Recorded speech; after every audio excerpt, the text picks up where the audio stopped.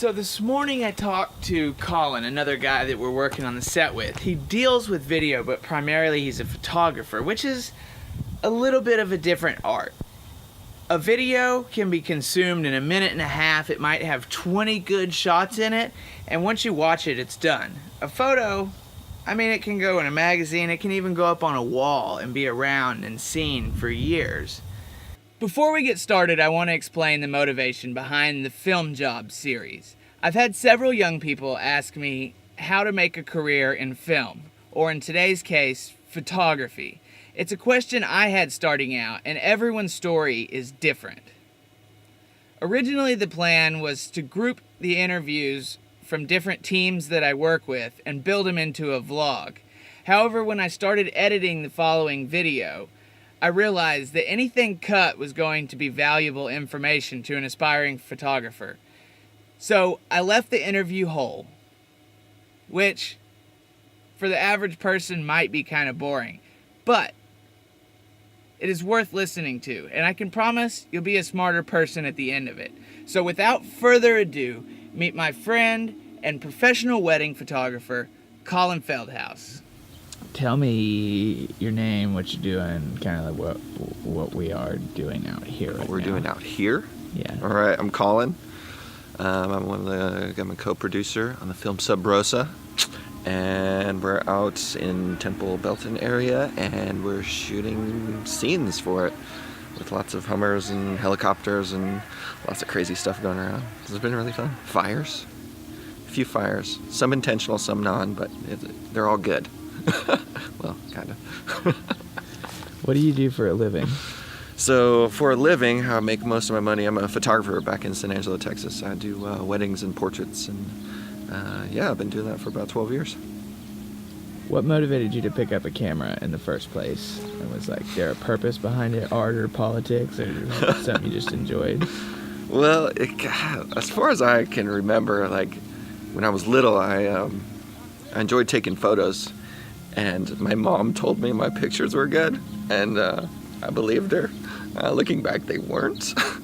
But it kind of made me want to photograph more. It's just I was good at this, and so I kind of had a little bit of an eye for it. But man, I've learned so much, and just kind of grown from then. Of course, I actually learned how to actually take photos, and I actually went to ASU and minored in journalism, but kind of specialized in the photography part of journalism. So I took all the photo classes, and I'm not a very good writer. I found that out pretty quick.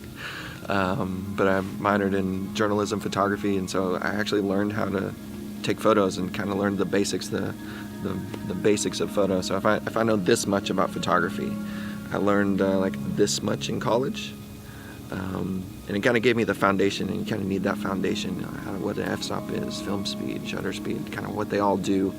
But then actually doing it and actually photographing, I learned the rest of this. And it's been good. Sorry. How did you turn it into a job?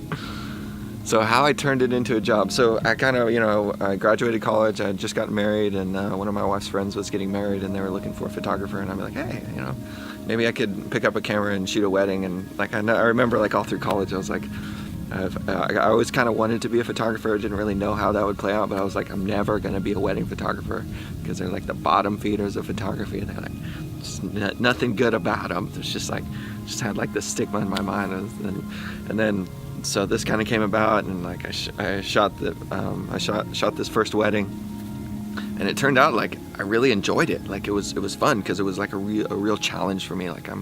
My brain kind of works in problem solving, and so it's kind of like a problem solving and creative brain a little bit. So it works perfect for wedding photos, because it was this big problem that I had to solve, and I had to solve it creatively. And it was a little bit of sports photography, because kids are running around and lots of motion, a little bit of macro photography, you gotta take photos of the rings and small little details, a little bit of candid photography.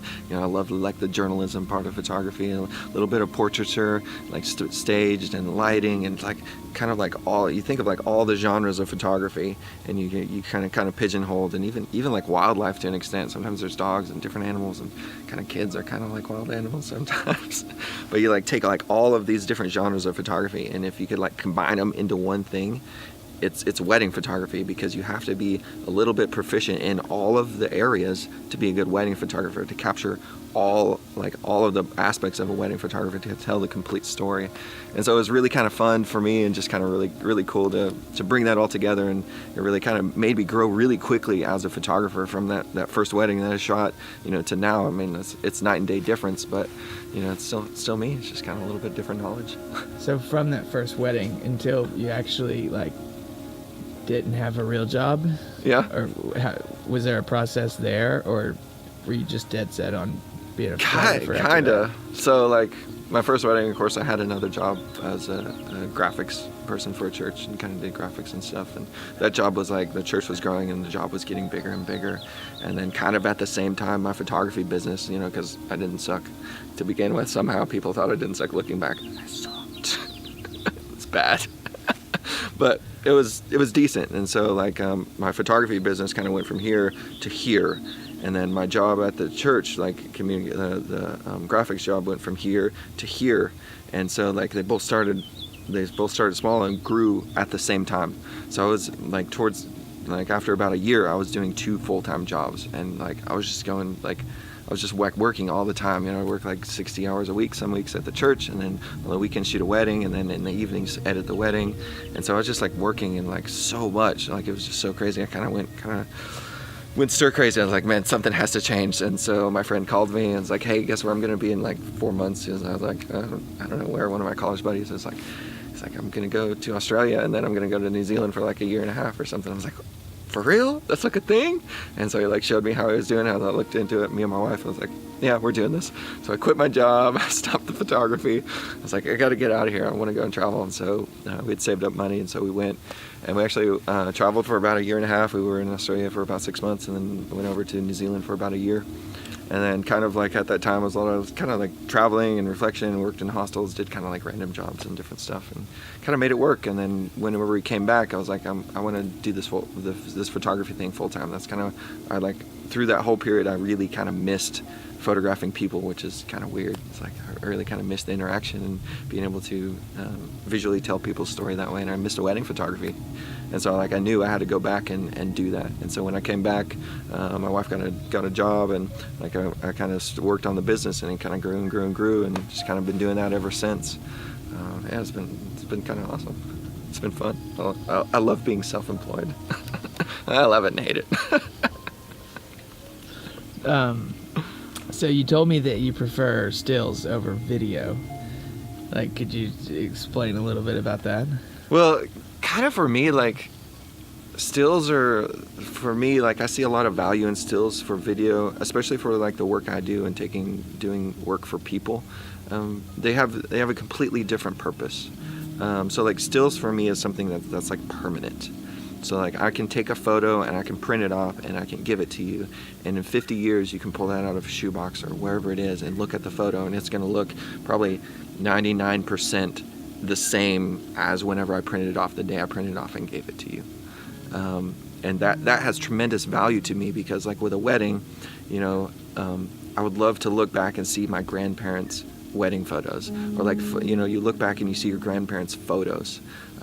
Occasionally, sometimes my dad has this old wedding film somehow, it was saved on film and it got transferred to VHS, and now it's on. I got transferred to a DVD, and then I kind of copied it and put it, and it's on YouTube now, so maybe it'll be there for a few years. But that was a very difficult process compared to a photograph, which you could just pull out and look at immediately. So my fear, with doing wedding videos and any kind of video that you want to last forever, is how are you going to play it in 10, 20, 30, 50, 100 years? In 100 years, is YouTube going to be around? Maybe. Probably not. There's not many companies that last 100 years. Maybe it will. Maybe they'll be archived. But if I give you a photo, it can last 100 years easy. It can last 200 years. It can last a really long time. So for me, especially when I'm doing weddings, photos are super important, because I give all my clients an album. Pretty much all my clients get an album, and that's a book that they don't have to worry about transferring to the next technology. They can actually physically hand that book to somebody and they can enjoy it without anything else. They don't need a computer, they don't need an iPad, they don't need a phone, they don't need anything, they don't need electricity. They just need light to look at it. And so like to me that has a lot of value compared to doing video. But video has its place too. I mean, video is great for like advertising, you know, something quick to show people. For this, like sharing people's stories, it's hard. I mean, it's hard to do that in stills. I mean, I do it, like it's great, but it's hard to like actually tell a narrative story without text. And so I'm not a good writer, so I don't do text. So do you have any advice for aspiring filmmakers, like wannabe professional photographers? Do it. Shoot a lot. Learn that basics. Like what I learned in college, you can get on YouTube and learn in like probably 10 videos. You can learn the basics. Learn aperture, shutter speed, film speed, whatever, shutter speed, film. Yeah. Learn the basic, like the exposure triangle. Learn what different lenses do. Learn light. Like you kind of have me in really harsh light right now. I wouldn't shoot here. I would probably turn around and have that tree as a background and have some nice soft light on me. I wouldn't be squinting so much. But learn light, like actually see and like look around. Like I used to, and I still do like a lot. So I'll hold my hand out like this, and then I'll just kind of hold it like this, and then rotate around, and you can see the shadow. So like when you're like this, so you can see like the sun's hitting it. You can see the shadow on my hand right there. Yeah. And so you can see the light. So if we turn over here, so I'm just going to rotate over here. So you turn here and you see like the shadows hitting it this way. And so that's going to make shadows on people's faces. And then if we go back this way, it's probably going to be like super dark. You're probably going to have to change your exposure. But it's really nice and soft. And so I like nice and soft light on people's faces. I don't really worry about the background too much because it's about people's faces. Well, at least when doing portraiture. Sure. And so that's kind of like learn light, learn different places of light. Like if we go over there by that wall, it's going to look different because the light's going to be hitting the wall and bouncing back. You're going to be in the shade. You know, maybe on this side of the wall's going to be different because you're going to have light coming in this way, and then it's going to have brighter, soft light this way. And so learn light. Like that's what we take photos of. Like I was talking to Colin earlier last night, and I was like, you know, we don't take pictures of things. Or we don't take video of things, we take pictures of light hitting those things, and that's what we actually see. You know, so learn that, and that will, once you get that in your brain, it's taken me 10 years to get this in my brain, to actually like think about this all the time, and it's like, oh no, I want to take a picture of Colin right now. So let's take a picture. It's like, oh, I'm not taking a picture of Colin, I'm taking a picture of the light hitting Colin, and how the light's hitting it, and you can control that. And so once you understand that, how to control it, it'll be awesome. So where can we find you? You can find me on Instagram at Matchless Photo. You can find me on Facebook, Matchless Photography. I think it's Matchless Photography, San Angelo photographer or something. I have a website, matchlessphotography.com. That's a great place as well. You make vlogs? I have made a couple vlogs. I have a YouTube channel that I will not be sharing because there's like 2 vlogs on them and they're amazing. She's self-conscious. Yeah, it's just like I don't like to put stuff out that I'm not ready to put out, and so like I practice a lot. So I've probably made a half a dozen vlogs, and there's like 2 of them online, and a bunch that I just kind of made for myself. So like when I vlog like trips and personal stuff. So it doesn't have to. Like I don't have to share it with everybody. I like to share, like on my business stuff. I'll just share stuff that I like. You know, professional stuff. It's not going to have much personal stuff on there. I have personal stuff. It's for my friends. That's what my personal stuff's for. Maybe that'll change in the future. Maybe it won't. I don't know. You're great. I've learned a lot hanging out with you. I appreciate it. Well, thanks, man. Thank you. Good. I don't do weddings. Never did. Don't start doing it because you'll never be able to stop. I told y'all everyone's story is different. The last guy on was Jeff Tucker, another very successful full-time filmmaker and television producer, and we're going to talk with him next time.